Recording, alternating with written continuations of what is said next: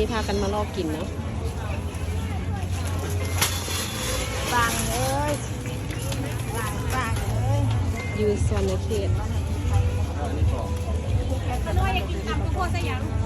อันใดก็ได้แต่ว่าค่อยกินบ่ได้ปันใดซ้ำอันใดก็ได้กินเลยเอาเลย